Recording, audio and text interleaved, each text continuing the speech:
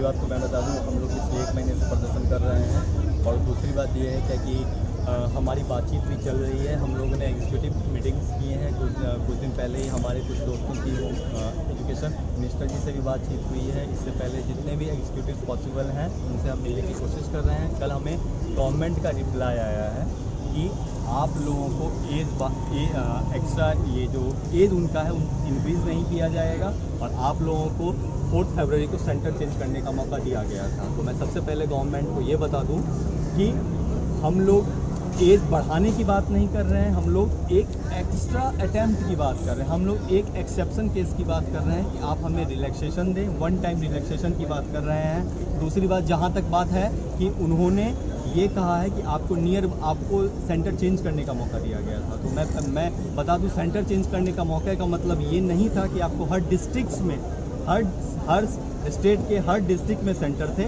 अगर आप इसका एक एग्जांपल लें बिहार, तो बिहार में पटना और किशनगंज के बीच की दूरी 250 से 300 किलोमीटर है।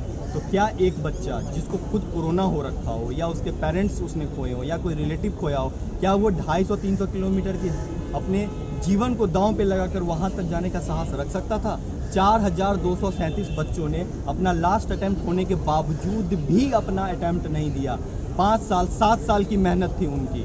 एक कमरे में बैठे बैठे उन्होंने 7 साल लगा दिए थे और उसके बावजूद भी वो एग्ज़ाम देने नहीं जा पाए। क्या गवर्नमेंट ने कोरोना वॉरियर्स जो डॉक्टर्स थे उनको ये छूट दी थी कि भाई आपका लास्ट डे है, आपका एग्ज़ाम का डे है, आप आज पेशेंट्स की जान नहीं बचाओगे? उस समय तो गवर्नमेंट ने एसेंशियल सर्विस एक्ट लगा दिया था। जिन बच्चों को कोरोना हो गया था, क्या गवर्नमेंट ने उनके लिए एक्स्ट्रा फैसिलिटीज़ दी? गवर्नमेंट ने कहा नहीं भाई, आप कोरोना पेशेंट हो, आप नहीं पेपर देने जाओगे। क्या गवर्नमेंट हम सबको रोक सकती थी? जिन्होंने अपने पेरेंट्स खोए कुछ दिन, उनका साइकोलॉजिकल क्या प्रेशर था? वो इस काबिल थे कि बैठ सकें ये एग्ज़ाम में? तो अभी आप लोग क्या चाह रहे हैं? हम लोग चाह रहे हैं कि 24 को आपका नोटिफिकेशन ख़त्म हो गया। जैसे 2015 में आपका नोटिफिकेशन ख़त्म होने के बावजूद आपने फिर से नया नोटिफिकेशन निकाला था, तो हमें फिर से नया नोटिफिकेशन निकाला जाए। आज सिर्फ यहाँ प्रोटेस्ट नहीं हो रहा है, ये पैन इंडिया मूवमेंट है। हमारे कोरोना की वजह से बहुत छात्र दिल्ली नहीं आ पा रहे हैं, तो वो छत्तीसगढ़ के रायपुर, पुणे, जहाँ जहाँ पॉसिबल हो सकता है वहाँ पर वो इस मूवमेंट को आगे बढ़ाने की कोशिश कर रहे हैं। और हम तब तक नहीं हटेंगे जब तक गवर्नमेंट हमें हमारा अधिकार नहीं देगी। क्या बोले सर? अब बोलो जो बोलो। हाँ, और जहाँ तक ये बात है कि गवर्नमेंट ये कह रही है कि आप लोगों को, बहुत सारे लोगों का कहना उसमें ये जितने भी उनके मिनिस्टर्स एग्जीक्यूटिव्स हैं कि आपको 5 अटेम्प्ट तो पहले दिया गया था, क्यों नहीं पास किए? तो मैं उनको बता दूं कि हम अपना प्रोटेस्ट अभी ख़त्म कर लेंगे अगर डीओपीटी और यूपीएससी सिर्फ ये बता दें कि आज तक 6 अटेम्प्ट में कोई पास नहीं हुआ, आज तक 7th अटेम्प्ट में कोई पास नहीं हुआ। लेकिन रियलिटी ये है कि 6th अटेम्प्ट 7th अटेम्प्ट में बहुत सारे कैंडिडेट आज तक पास हुए हैं। तो गवर्नमेंट हमें लेम एक्सक्यूजेज ना दे। हमारा एक्सक्यूजेज लेम नहीं है, गवर्नमेंट का लेम एक्सक्यूजेज वो हमें दे रही है। वो अपना काम करने से पीछे हट रही है, पेपर वर्क करने से पीछे हट रही है, ताकि हमें एक अटेम्प्ट देने में बस उन्हें कुछ और पेपर वर्क करना होगा। अगर वो ये भी नहीं करना चाहते तो फिर आप समझ सकते हैं कि कैसे काम हो रहा है। कितने स्टूडेंट हैं? हम लोग 10,336 स्टूडेंट्स हैं, जिसमें कोरोना वॉरियर्स हैं, डॉक्टर्स हैं, सोशल वर्कर्स हैं, ऐसे बच्चे हैं जिनको उस टाइम पर कोरोना हो गया था। नहीं मानती सरकार, आगे कदम आप लोगों को? सरकार का काम ही ये है, सरकार ये एक इलेक्टेड गवर्नमेंट है, ये एक डेमोक्रेसी है। डेमोक्रेसी में सरकार को प्रार्थना किया जाता है, सरकार को चुन के इसलिए लाया जाता है कि वो हमारी प्रॉब्लम्स को सॉल्व करे। तो हम सब की प्रार्थना है गवर्नमेंट से कि आप हमारी चुनी हुई गवर्नमेंट है, आप हमारी बातों को कंसीडर करें। सिर्फ इसलिए हमें नहीं छोड़ दिया जाए कि कुछ पॉलिसीज मैटर पे कुछ दिन वर्क करना पड़ेगा।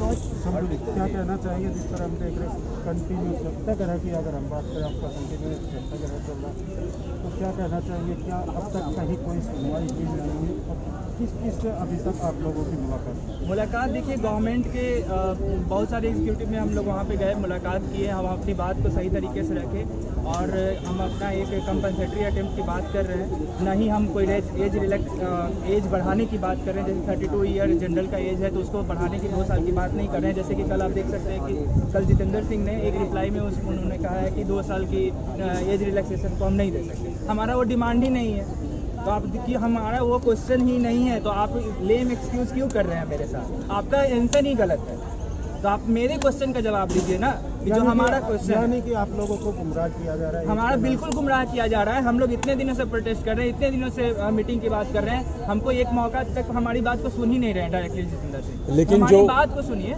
इसमें इतने लाखों बच्चे बैठे, वो भी तो कहा जा सकता है कि उन्होंने कैसे एग्जाम दिया। फिर एग्ज़ाम तो वही तो है ना, एग्ज़ाम दिया, ठीक है। तो अब मान लीजिए हम लोग का केस डिफरेंट है, हम लोग लास्ट अटेम्प्ट वाले थे, तो हम लोग एग्ज़ाम अगर छोड़ देते तो क्या हमें अगले साल मौका मिलता?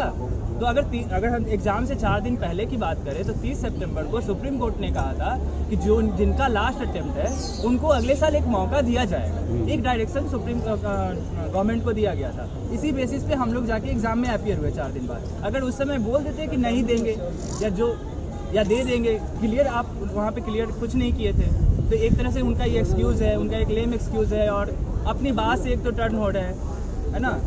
तो अभी आप क्या चाह रहे हैं? आप लोगों की क्या मांग है, क्या चाह रहे हैं? जो हमारा मांग है वही है, हमारा मांग अटल है कि हमें एक कंपनसेटरी अटेम्प्ट चाहिए, जो हमारा अधिकार है। और ये हम लोग यहाँ अगर शिक्षा मंत्री नहीं आपको दे तो आगे के कदम स्टूडेंटों के क्या होंगे? यूपीएससी सर शिक्षा मंत्रालय के अंदर नहीं आती है, ये डीओपीटी के अंदर आती है।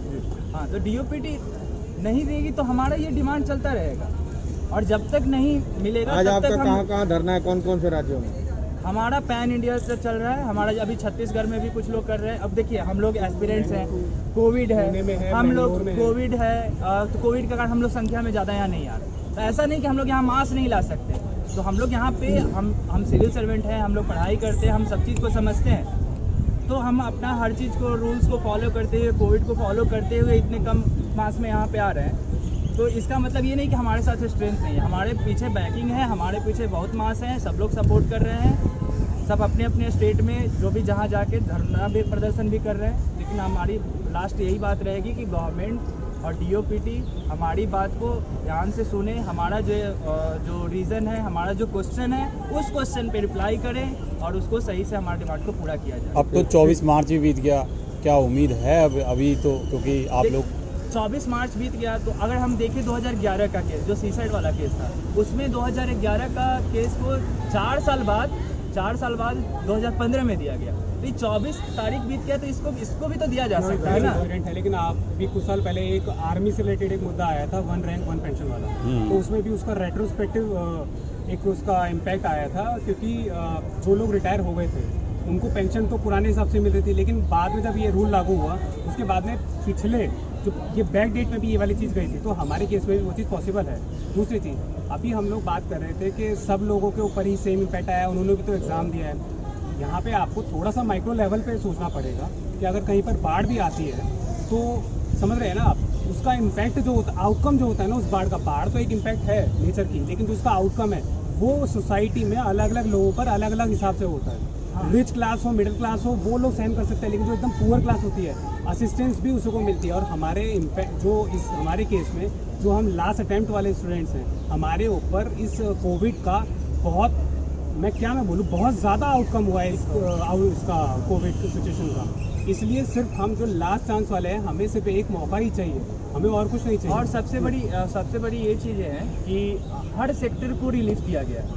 आप देखिए, इकोनॉमी के हर सेक्टर को रिलीफ दिया गया, और तो हमारे सेक्टर को, एजुकेशन जो हमारा यूपीएससी वाला मैटर है, उसमें क्यों नहीं रिलीफ दिया गया? हमारे एग्ज़ाम जो कंडक्ट करवाए गए, फोर्सफुली कंडक्ट करवाए गए, हम लोग नहीं चाहते थे कोविड में कि बाहर जाए, और तो फिर क्यों ऐसा किया गया? तो हमारा भी तो रिलीफ, हमारा भी तो ये अधिकार है ना, हम भी इसी देश के सिटीजन है ना, और हम भी तो सिविल सर्वेंट बनना चाहते हैं। और इसमें एक चीज़ मैं ये भी बोलूँगा, हम लोग बचपन से सुनते आ रहे हैं कि ये ब्रेन ड्रेन होता है, जो काबिल होता है उसको मौका नहीं मिल पाता है। अब या तो सरकार हमें ये कह दे कि हाँ हम उस काबिल नहीं है, अगर काबिल हैं तो हमें क्यों धकेला जा रहा है कि हम कोई छोटा काम कर लेते। देखो काम करने में कोई बुराई नहीं है, लेकिन हम काम करने के लिए तो इस यूपीएससी में नहीं आए ना। पिछले साल मैं ऑन द रिकॉर्ड बोल रहा हूँ, मैंने अपनी 7 साल की जॉब छोड़ी है। अभी एक लड़की थी, अभी वो गई है, उनका लास्ट डे है, उन्होंने भी रिज़ाइन किया हुआ है।